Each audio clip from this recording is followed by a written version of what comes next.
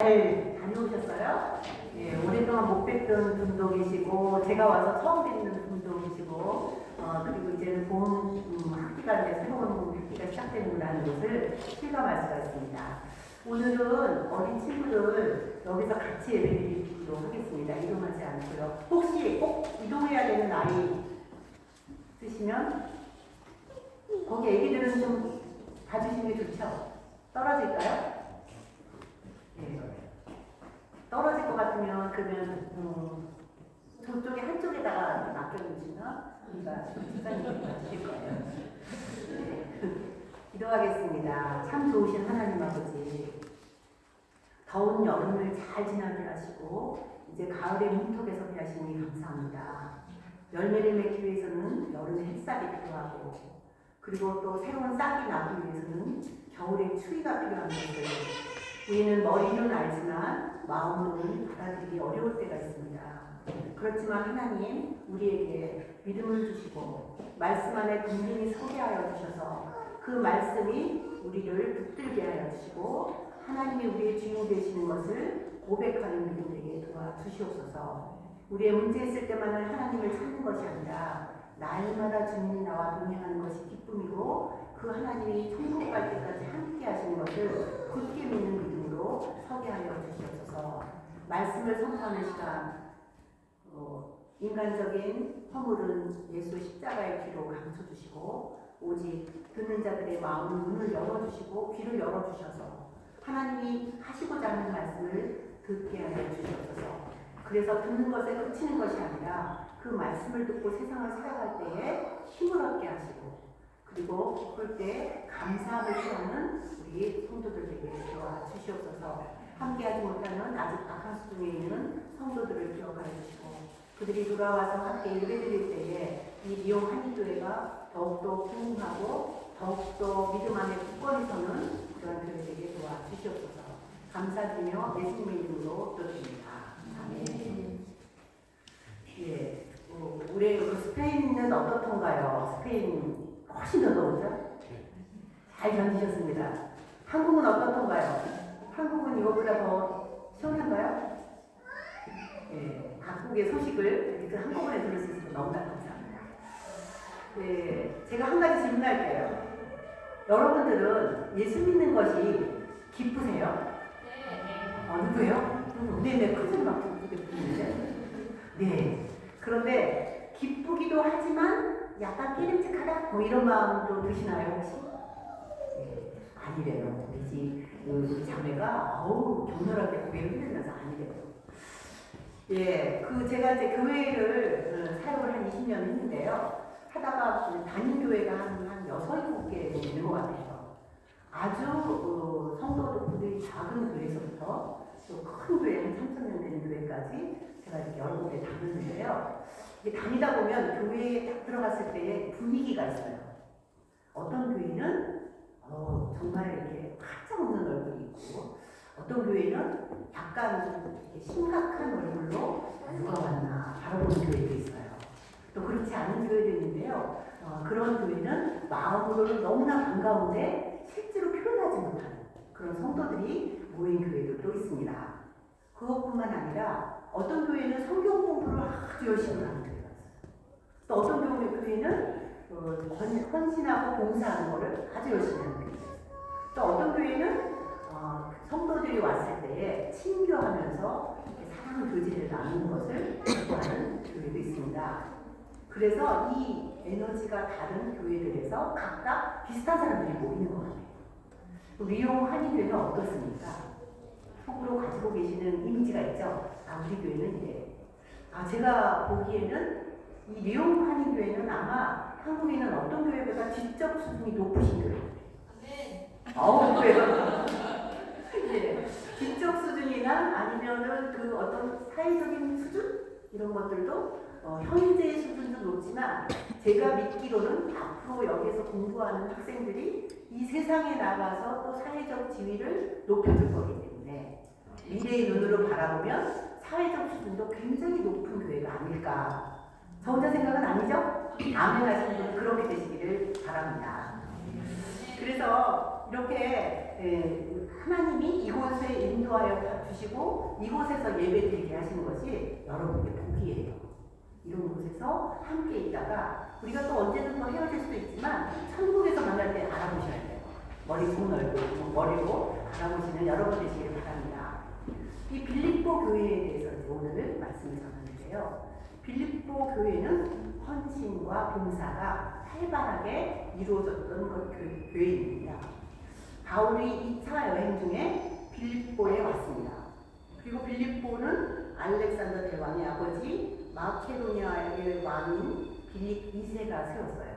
그래서 그 세운 사람의 이름을 따라서 빌립보 교회라고 했습니다. 여러분 잘 아시는 것처럼 자주전사 누구죠? 잘 모르시죠? 예, 자주전사 루디아가 기도하고 있는 곳에 하나님께서 이끌어 주셔서 그 집에 통해서 그곳에서 교회, 가정교회로 시작한 교회가 빌립보 교회예요. 그래서 여기는 어떤 사람들이 살고 있느냐? 퇴역한 군인들이 많이 살고 있다고 해요. 퇴역한 군인들은 로마의 군인이에요. 그러니까 퇴역하더라도 연금을 받기 때문에 생활이 넉넉한 사람들이 사는 교회가 이 교회입니다. 그런데 연금이 넉넉하다고 해서 자기만 먹고 사는 게 아니라 굉장히 하나님 나라의 일을 위해서도 물질적으로도 헌신하시는 교회들이에요. 그래서 빌립보 교회 하면은 사도 바울의 마음에는 항상 감사하고 기쁜 마음이 들었던 교회입니다. 그 물질적으로도 많이 바울을 후원해줬지만 또 이 지금 편지를 쓰고 있는 빌립보에 대해서 편지 쓰고 있는 이 감옥에 있는 상태거든요. 바울은요. 감옥에도 쓸 것을 에바브로라는 사람을 통해서 에바브로 기도를 통해서 보내줬던 그런 아주 고마운 교회가 빌립보 교회입니다. 그래서 이 바울은 빌립보 교회에 대해서 항상 고마움을 표했습니다. 그런데 아마 바울이 빌립보 교회를 생각하면 저절로 미소가 이렇게 싹 지워졌을 것 같아요. 여러분들이 어디 가면 리옹 한인교회를 이렇게 생각하면서 한국 갔을 때나 아니면 스페인 가셨을 때나 미소가 지워지셨어요? 거기 있는 누구 보고 싶다. 거기 있는 누구 정치가 어떻게 하겠을까? 이런 걱정 드셨어요? 이 사도 바울은요, 빌립보 교회에 대해서 그렇게 저절로 미소를 짓는 그런 관계에 있었던 거예요. 빌립보서 1장 3절부터 5절의 말씀입니다. 내가 너희를 생각할 때마다 나의 하나님께 감사하며 구할 때마다 너희 무리를 위하여 기쁨으로 항상 간구함은 너희가 첫날부터 이제까지 복음을 위한 일에 참여하고 있기 때문이다. 아멘이죠. 우리가 미소를 짓게 하는 사람이 되고 싶지 않으세요? 그러려면 친교도 중요하지만 하나님의 일에 참여하는 사람들이 되어야 합니다. 빌립보 교회가 바울에게 기쁨을 주는 이유는 바로 복음을 위한 일에 참여하게 하고 있기 때문이라고 분명히 말하고 있습니다. 4장 1절에서 빌립보 교회는 사도 바울이 어떻게 말하냐? 빌립보 교회 성도들을 향해서 나의 사랑하고 사모하는 형제들, 나의 기쁨이요 사랑하는 자들 이렇게 호칭을 붙였습니다. 여러분들 이제 지금도 연애 중에 있는 분도 있으시고 과거에 어느 시기에 뜨겁게 사랑했던 시절들이 혹시 있으시면 그때의 그 상대방에 대한 호칭을 부를 때 얼마나 달달하게 불러요. 아주 좋은 말은 다 갖다 붙이고 그분의 이름을 높이지 않습니까? 미지 안 돼요? 안 그래요? 그런데 이렇게 여러 가지 좋은 말을 다 붙여서 빌립보 교회 성도들을 부르는 것으로 보면 정말 진심으로 얼마나 사도 바울이 빌립보 교회를 사랑하는가를 알 수가 있습니다. 그런데 여기에서 그치지 않고 앞으로 이렇게 살아야 한다라는 원면의 말씀을 전하고 있습니다. 그 첫 번째가 뭐냐면 기뻐하는 신앙생활 하라 이렇게 말씀하고 있습니다. 그런데요, 솔직히 말해서 우리끼리 말인데 어떻게 날마다 기뻐하겠어요? 어렵잖아요. 기뻐하는 일이 있을 수는 있어요. 그런데 기뻐하는 것을 날마다 계속할 수는 없어요. 그런데 이제 의학을 하시는 분도 와 계시지만 제가 들은 지식으로는 그래요. 사람이 기뻐서 웃을 수도 있지만 웃으면 기뻐진대요. 뇌가 기쁘다고 인식한다고 해요.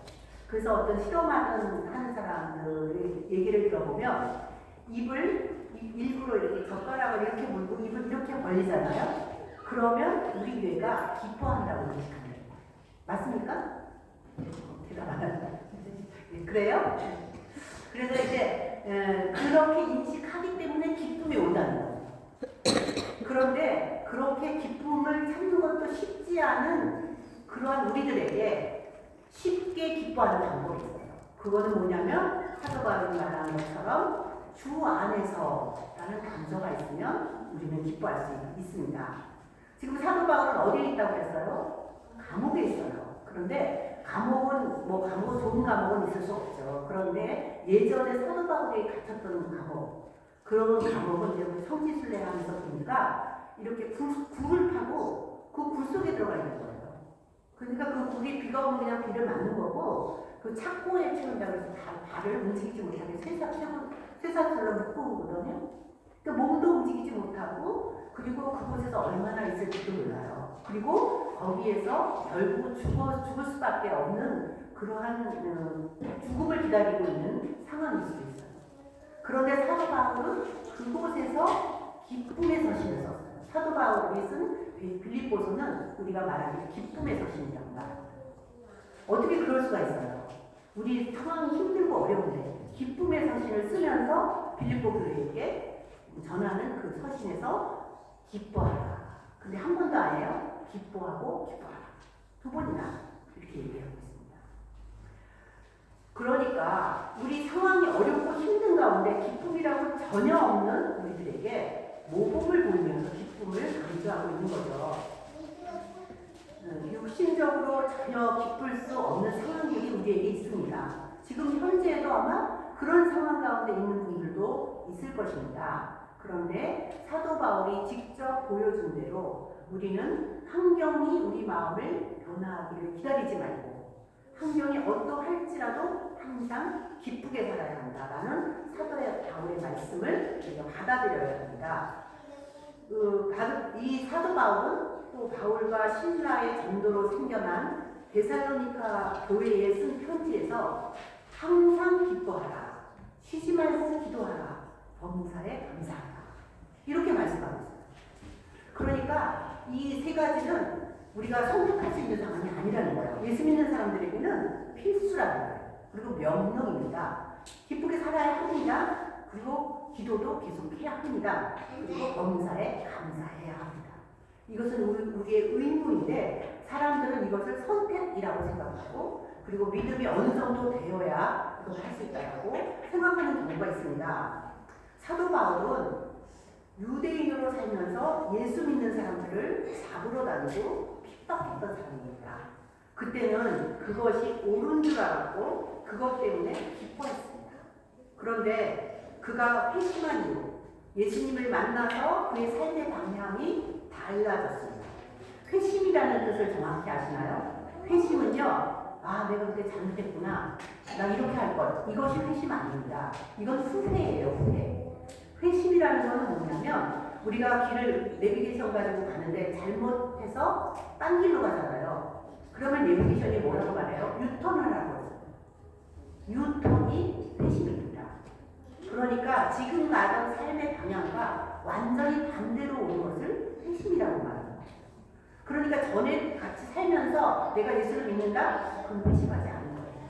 진정한 그리스도인이 되지 않은 것입니다. 그런데 그 회심한 이후에 바울은 이렇게 사도행전에서 말씀하고 있습니다. 사도행전 13장 50부터 52절 말씀입니다.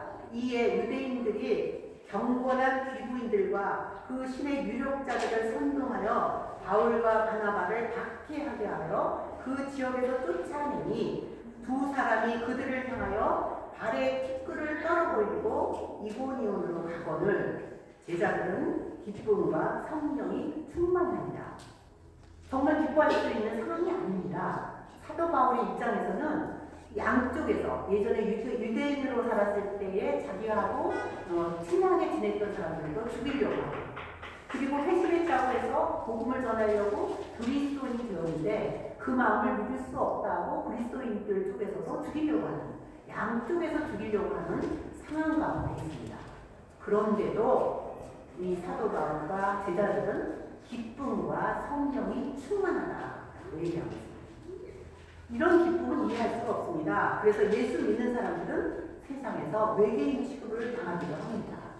그런데 그 기쁨의 배경에는 하나님의 비교할 수 없이 큰 사랑과 기쁨이 있다는 것을 경험하지 못한 사람들은 이해할 수가 없습니다. 스바냐 3장 17절의 말씀입니다. 너희 하나님 여호와가 너희 가운데 계시니 그는 구원을 베푸실 전능자이시라. 그가 너로 말미암아 기쁨을 이기지 못하시며 너로 말미암아 즐거이 부르며 기뻐하리라. 이 부분을 공동 번역으로 읽어보면 이렇게 되어 있습니다. 너를 구원하신 용사 내 하나님 아버지께서 내 안에 계신다.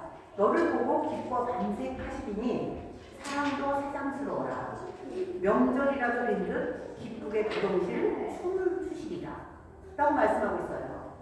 하나님이 얼마나 기뻐하시면 명절이라도 되는 것처럼 도동실 춤을 추신다고 말씀하고 있는 거예요. 그런데 우리 자신 한번 돌아보자고요. 우리가 하나님의 입장에서 보면 뭐 그렇게 기뻐할 구석이 있을 것 같습니까? 요 하나님께서 우리 한 사람 한 사람을 보면서 기뻐서 어쩔 줄 몰라 하신다는 건데요. 내 자신이 정말 그런 존재입니까? 내 자신을 바라봤을 때 부러울 때가 얼마나 많아요. 예수 믿는다고 하면서 행동도 그렇게 하지 못하고, 그리고 예수 믿는다고 하면서 여전히 미워하는 마음이 여전히 있고, 그리고 하나님 잘 믿는다고 하면서 일이 생기면 교회 잘 안 나오고, 그리고 이 마음 가운데에서 항상 하나님은 나를 흔들어 주실 때만 좋으신 하나님이다라고 생각하는 마음이 있다는 거예요. 그리고 우리는 필요할 때만 하나님을 찾고, 하나님이 우리를 향해서 부르실 때는 잠깐만요 라고 말하는 거 외면합니다. 그런데 하나님은 에베소서 4장 5절에 이렇게 말씀하고 있어요. 저 창세전에 그리스도 안에서 우리를 택하사 우리로 사랑 안에서 그 앞에 거룩하고 흠이 없게 하시려고 그 기쁘신 뜻대로 우리를 예정하사 우리로 사랑 안에서 그 앞에서 거룩하고 흠이 없게 하시고 그 기쁘신 뜻대로 우리를 예정하사 예수 그리스도 말미암아 자기 아들들이 되게 하셨습니다. 라고 말씀하고 있습니다. 그 사도 바울이 에베소서를 통해서 하는 말입니다. 나태주라는 시인을 혹시 아시나요? 네, 아시는 분도 있고 모르시는 분도 있는데 우리나라에서는 잘 알려진 시인입니다. 이분의 글을 시집을 읽다 보니까 이분이 그리스도인이라는 말을 저는 못 들었는데 어리석음이라는 시를 썼는데 그 부분을 제가 읽어드리겠습니다. 2000년도 훨씬 전에 예수님 너무 쉽게 알아듣기 쉽게 하신 말씀, 감사하며 살아라, 기뻐하며 살아라, 용서하며 살아라. 그 말씀은 너무 쉬워서 2000년을 두고 저희들 아직도 깨닫지 못하게 삽니다. 이렇게 되어 있습니다. 그래서 그 시가 어리석음인데요. 우리들도 어리석다라는 것을 말하긴 하지만 하나님의 입장에서 보면 하나님도 참 어리석은 것 같아요. 2000년 동안이나 말을 하고 이렇게 해라고 하는데 전혀 깨닫지 못하는 우리들에게 이렇게 말씀하시는 그 하나님 얼마나 어리석은 것 같습니까? 또 이렇게 지식 수준이 맞는 우리 한교회 우리 성도들의 입장에서는 정말 논리적으로 이해가 안 되는 것이 바로 하나님의 말씀입니다. 그리고 우리 두 번째 아까 기뻐하라고 하신 그 권면에 대해서 한 말이 마지막에 가까웠으니까 관용을 베풀라고 사도 바울은 합니다. 도저히 기뻐할 수 없는 환경에 놓여 있을 때에는 너의 관용을 모든 사람에게 알게 하라고 말씀하고 있는 것입니다. 그것은 평상시 같으면 할 수 없지만 마지막 때가 되면 할 수 있습니다. 누가복음 16장을 보면요. 부정직한 청지기가 마지막 때를 어떻게 준비하는지 예수님께서 예를 들어서 말씀하셨습니다. 주인의 소유를 낭비한다는 소식을 듣고 주인이 청지기 직무를 그만두게 하려고 하자 사람들에게 인심을 얻기 위해서 관용을 보이는 그러한 일을 합니다. 어떻게 하냐? 빚진 자한테 찾아가서 빚을 줄여주는 거예요. 너 100달러를 빚졌으면 50이라고 써라. 50만 갚으면 돼. 하면서 자기 살 길을 마련하는 거예요. 거예요. 그 마지막 때 자기가 청지기로 해임됐을 때 이후의 삶을 준비하기 위해서 사람들에게 인심 얻는 일을 한다는 거예요. 누가복음에서 예수님은 그렇게 말씀하셨습니다. 세상 사람들도 마지막 때를 위해서는 이렇게 한다. 그런데 빛이 아들인 너희들은 어떻게 하느냐? 그렇게 하지 않고 있다는 거예요. 여전히 마음의 미움을 품고 우리 마음 가운데 있는 원한을 풀지 않고 그리고 여전히 기쁨보다는 정죄하는 마음, 분노하는 마음에 차 있어서 하나님이 오시지 않을 걸 기다리는 일입니다. 하나님이 오신다면 끝내 그렇게 할 수가 없는데 여전히 우리 마음에 있는 것들을 해결하지 못하고 관용을 베풀지 않고 산다는 거예요. 살고 있는 만약에 여기서 어떤 관계가 안 좋으신 분들이 여기 살고 있는 이혼 행세를 떠나서 다른 데 간다. 그럼 마음이 조금 풀리지 않나요? 그래 어차피 안 볼 거고 그래도 마음 행복하게 해야지 이런 마음이 들으시잖아요. 그리고 또 목표를 다 이루고 한국으로 간다 하지. 그렇게 되면 심각하게 보이는 갈등들도 서로 양보하며 풀릴 수 있지 않을까요? 그럴 때 갈등 때문에 소원해졌던 관계가 회복되어야 기쁨을 회복할 수 있습니다. 앞에서 바울이 어떻게 말했냐면 유오디아와 순돌이라는 이름을 이렇게 적었습니다. 이 두 사람이 어떤 사람이냐? 성경에는 나와 있지 않지만 아마 교회를 위해서 열심히 일하는 사람들. 열심히 일하다가 보면 갈등이 생깁니다. 그리고 관점이 다르기 때문에 서로 미워할 수도 있어요. 그거는 다 하나님의 일을 위해서 한다고 하지만 그렇게 되고 나면 교회가 갈라지게 돼요. 그 갈라지는 것 때문에 하나님이 주신 기쁨을 교인들 전체가 누리지 못하는 일들이 생기는 것입니다. 노력으로는 풀리지 않습니다. 아무리 참는다고 해도 갑자기 그들의 관계가 회복되지 않습니다. 어떻게 회복될까요? 주 안에서 있어야 합니다. 주 안에 있지 않으면 같은 마음이 될 수가 없어요. 인간은 원래 각자 다르잖아요. 하나님은 죄성을 주지 않으셨지만 인간 자체가 자유의지로 죄를 자신 가운데 갖고 있기 때문에 자기 뜻에 좋은 대로 행하는 습성이 있기 때문에 하나가 절대 될 수 없어요. 남편과 아내가 하나가 되십니까? 네, 되시는 분도 있으신가 봐요. 대답 안 하시고. 그러면 그 부모와 자식 간에 하나가 되십니까? 내가 말하는 대로 잘 듣나요? 그러면 지금까지 믿고 있는 그 아이가 나중에 자라서까지 나와 하나가 될까요? 아무리 친구라도 하나가 안 됩니다. 어떻게 해야 돼요? 주 안에 있어야 돼요. 그래야 하나가 됩니다. 기뻐하며 사는 것이 쉬운 일은 아닙니다. 눈앞에 불편한 것들도 있고요. 마음에 들지 않는 사람들도 있습니다. 나를 억누르며 변하지 않는 세력들이 여전히 존재하고 있습니다. 그런데 하나님은 조용히 오셔서 귓속말로 말씀하십니다. 내가 너를 사랑하는 것 아니? 너 때문에 정신없이 춤을 추는 거 너 아니? 너는 나를 위해서 그렇게 춤을 출 수 있겠어? 그 사람 때문이라고 핑계대지 말라. 별로 다를 것 없는 너를 내가 복주려고 택하고 사랑한다. 네가 미워하는 그도 내가 아들을 제물로 주고 샀다. 너를 사랑하는 만큼 그 때문에도 나는 춤을 춘다. 이렇게 말씀하시는 소리 안 들리세요? 40도가 넘는 더위를 이용해서 처음 경험했습니다. 그런데 만약 제가 관광차 왔거나 볼일을 보러 갔거나 해서 그런 더위를 겪었다면 얼마나 들인 비용도 아깝고 시간도 아깝고 속상하겠습니까? 이런 더위에 만약 억지로 밖에서 일을 해야 한다면 얼마나 짜증이 났겠습니까? 이런 날씨에 더위 속에서 일할 수밖에 없는 자신의 처지를 비관하기도 했었을 것입니다. 그런데 만약 자신이 좋아하는 3종 철인 경기, 누구 생각나시는 분 있으시잖아요. 그분이 이 더위에 경기를 한다고 생각해보세요.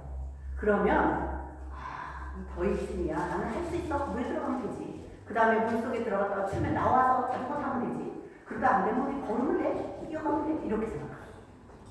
사람이 생각을 어떻게 하느냐에 따라서 기쁨이 다르게 우리에게 옵니다. 러너스 하이라는 말 아시나요? 영어라서 모르시나요? 불어는 어떻게 말하는지 모르겠어요. 러너스 하이라는 건요. 이 달리기 하는 사람들에게 꼭 찾아오는 그 어떤 극복하는 단계들 말이에요. 잘 알고 있는 사람들이 많이 있더라고요. 숨이 턱이 차오를 때까지 무한지경으로 달리다 보면 고통스러운 순간이 지나고 기분이 상쾌해지고 행복해지는 것을 말합니다. 그 지점을 러너스 하이라고 달리는 사람들의 극대화, 그 행복의 극점이라고 말하는 거죠. 1분에 120회 이상 심장이 뛰고 그리고 30분 이상 격렬하게 달릴 때만 느낄 수 있다고 합니다. 천천히 달려서는 절대 경험할 수 없어요. 그런데 보통은 이 느낌을 어떻게 말하냐면 하늘을 나는 느낌 또는 꽃밭을 걷고 있는 기분이라고 표현합니다. 저도 느껴보지 않아서 모르는데요. 이것은 이때 의식 상태는 헤로인이나 모르핀을 투약했을 때 나타나는 쾌감과 비슷하다고 합니다. 하나님이 주시는 기쁨을 느끼기 위해서는 숨이 턱에 차오를 때까지 믿음으로 달려야 합니다. 그리고 그 후에 오는 기쁨, 하나님이 나 때문에 기뻐하시는 그 기쁨을 생각하며 달립니다. 그래서 사도 바울도 베드로도 다른 그리스도인들도 고난을 받으며 기뻐할 수 있었던 것입니다. 유용 한인교회에서 말씀을 전할 수 있어서 하나님께 감사드립니다. 더위에도 익숙하지 못한 환경 가운데서도 기쁨을 경험할 수 있게 이끌어주시는 하나님께 영광을 돌립니다. 만나서 반가웠고 감사했습니다. 주님 안에서 형통하며 믿음의 경주로 러너스 하이의 기쁨을 경험하는 저와 여러분 되시기를 예수님의 이름으로 부탁드립니다. 기도하시겠습니다.